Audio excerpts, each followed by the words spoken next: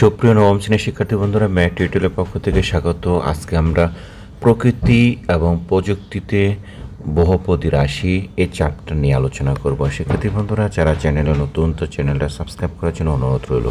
চলো দেখে শুরু করি। প্রাকৃতিক সৃষ্টি এক গভীর রহস্য ঘেরা। প্রকৃতির এই সৃষ্টিকে নিবিড়ভাবে পর্যবেক্ষণ করে মানুষ তার ক্ষুদ্র জ্ঞানকে বৃদ্ধি করার চেষ্টা করে, আর এই জ্ঞানকে বৃদ্ধি করে হয়ে উঠেছেন বিজ্ঞানী। বিজ্ঞানীগণ তাদের অর্জিত জ্ঞানকে কাজে লাগিয়ে নিজেদের প্রয়োজনে কত কিছু আবিষ্কার করে। মানুষ গবেষণা করে দেখেছে যে পাহাড় সৃষ্টি হয়েছে পৃথিবীর ভারসাম্যতার প্রয়োজনে। তাদের এই অর্জিত জ্ঞানকে প্রযুক্তিতে কাজে লাগিয়ে প্রযুক্তিবিদরা তৈরি করেছে টেকসই স্থাপনা। আমরা এই শিখন প্রক্রিয়ায় খোঁজার চেষ্টা করব সৃষ্টির কোথায় কীভাবে লুকিয়ে আছে, এবং বহুপদী ব্যবহারের জন্য আমরা গাণিতিক নিয়মগুলো আমরা জেনে নেব। আচ্ছা, পরে আমাদের কি বলছে যে বহুপদী রাশি একটি বীজগাণিতিক রাশি, অর্থাৎ এখানে বিভিন্ন ধরনের রাশি থাকবে। এটাকে আমাদের কি রাশি বলা হবে? এটাকে বীজগাণিতিক রাশি বলা হবে। এই সংখ্যা রাশিকে চলকের মাধ্যমে বীজগাণিতিক রাশিতে রূপান্তর করা হবে এবং তার সমাধান করে আমরা কি করব, কীভাবে বহুপদী রাশির গঠন করা যায় সেগুলো নিয়ে আলোচনা করব। শিক্ষার্থী বন্ধুরা, তাহলে আমরা এখানে জানলাম একটা সংখ্যা, আমরা জানলাম এটাই যে একটা হলো বহুপদী রাশি আর একটা হলো বীজগণিতীয় রাশি। শিক্ষার্থী বন্ধুরা, এখন আমরা জানব বাস্তব জীবনে আমাদের এখানে বহুপদী রাশি কীভাবে গঠন করা যায় সেটা নিয়ে। তো আমাদের এখানে বলছে, দেখো যে বাস্তব সমস্যা থেকে বহুপদী রাশির গঠন কীভাবে করতে হয় সেগুলো নিয়ে আলোচনা করব। বন্ধুরা দেখো, এখানে বলছে মিনহাজের বাবা একজন কাঠমিস্ত্রিকে 3টি টেবিল তৈরির অর্ডার দিলেন। একটি মিনহাজের পড়ার টেবিল, একটি তাদের খাবার টেবিল এবং একটি মিনহাজের ছোট বোনের খেলনা রাখার জন্য।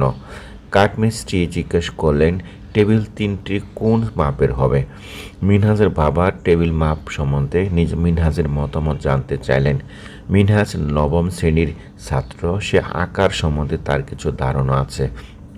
সে কাঠমিস্ত্রিকে বলল তার ছোট বোনের টেবিলের দৈর্ঘ্য হবে প্রস্থের দ্বিগুণের চেয়ে 1 একক কম, অর্থাৎ প্রস্থ যা হবে তার চেয়ে তার কি হবে, তার দ্বিগুণ হবে এবং সেটা 1 একক কম হবে।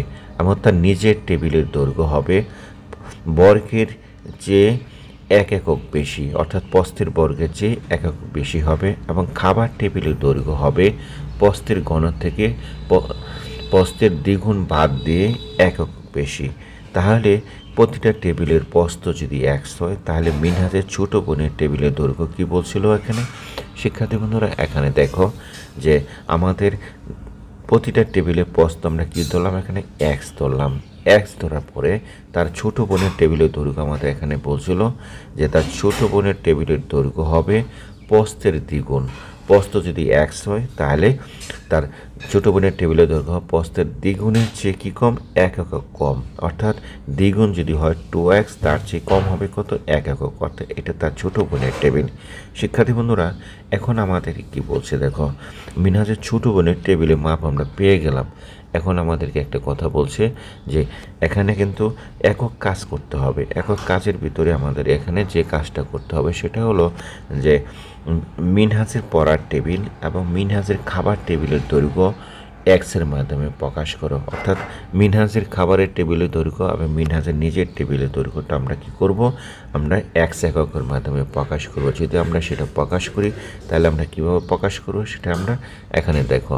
আমাদের এখানে আমরা কি পেয়েছিলাম যে মিনহাজের তার নিজের টেবিলের দৈর্ঘ্য কী হবে, প্রস্থের বর্গের চেয়ে 1 একক বেশি। তাহলে যদি তাই হয়, তাহলে আমরা কি করব, আমরা এখানে ধরি, আমরা আগে লিখব মিনহাজের টেবিল। এটা মিনহাজের টেবিলটা আমরা কি করব, বের করব। মিনহাজের টেবিল তাহলে যখন বের করি, তাহলে আমরা লিখব যে ধরি টেবিলের প্রস্থ, আমরা এখানে ধরবো কি ধরবো, প্রস্থ ধরবো আমরা x একক। কি একক ধরবো, x একক ধরবো। শিক্ষার্থী বন্ধুরা, তাহলে আমাদের কি বলছিল যে প্রস্থ যদি 1 একক হয়, তাহলে মিনহাজের টেবিলটা কি হবে, তার নিজের টেবিলের দৈর্ঘ্য বলছে প্রস্থের বর্গের চেয়ে 1 একক বেশি। তার মানে কত, তাহলে আমরা মিনহাজের টেবিলের দৈর্ঘ্যটা হবে কি হবে, তার প্রস্থের বর্গের চেয়ে, বর্গটা আমরা কি করব, এই যে প্রস্থ তার বর্গের চেয়ে আমাদের কি বলছে এক একক বেশি, তার মানে এক্স স্কোয়ার প্লাস ওয়ান অত একক, অর্থাৎ কত একক, এক্স স্কোয়ার প্লাস ওয়ান একক। তার মানে আমরা কি পেলাম, আমরা এক নম্বর কিন্তু মিনহাজের টেবিলটা পেয়ে গেলাম। এখন আমরা বের করব মিনহাজের খাবারের টেবিলের দৈর্ঘ্য। শিক্ষার্থী বন্ধুরা, তো চলো দেখি আমরা মিনহাজের খাবারের টেবিলের দৈর্ঘ্য যদি আমরা বের করি, তা আমরা লিখি, এখানে আমরা লিখব যে মিনহাজের খাবারের টেবিলের দৈর্ঘ্য। আমরা এখানে লিখি মিন হাজের খাবারের টেবিলের দৈর্ঘ্য আমরা এখানে বের করবো। শিক্ষার্থী বন্ধুরা, যে আমরা দড়ি, আবার কি বলবো, দড়ি প্রস্থ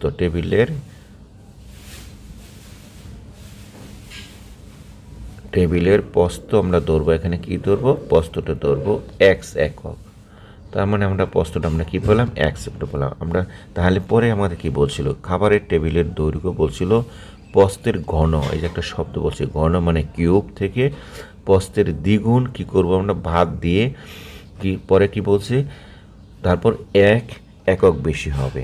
তার মানে আমরা কি লিখবো, এখানে আমরা লিখবো যে টেবিলের দৈর্ঘ্যটা আমরা লিখবো, এই জায়গাটা লিখি প্রস্থের ঘন, তার মানে এক্স কিউব মাইনাস প্রস্থের দ্বিগুণ, দ্বিগুণ কী করতে হবে, দ্বিগুণ বাদ দিতে হবে, মাইনাস টু এক্স, তারপর কী করতে হবে তারপর এখান থেকে দ্বিগুণ বাদ দিয়ে এক একক বেশি হবে। তার মানে কী হতো, x cube minus two x plus one, অত কী হবে, অত একক হবে। শিক্ষার্থী বন্ধুরা, তার মানে আমরা টেবিলের দৈর্ঘ্যটা পেয়ে গেলাম, প্রস্থের ঘন থেকে প্রস্থের দ্বিগুণ বাদ দিয়ে এক একক বেশি, অর্থাৎ আমরা এখানে কি পেলাম, দুইটা মানই পেলাম, একটা হলো মিনহাজের টেবিল আর একটা হলো মিনহাজের খাবার টেবিলের দৈর্ঘ্য এক্সের মানে প্রকাশ করলাম। শিক্ষার্থী বন্ধুরা, এই যে আমরা দুইটা মান পেলাম, কি মান পেলাম, আগে আমরা কি পেয়েছিলাম, আগে পেয়েছিলাম আমরা মিনহাজে পড়ার টেবিলের একটা মান, এরপরে আমরা কি পেলাম, আমরা মিনহাজে খাবারের টেবিলের মান পেলাম,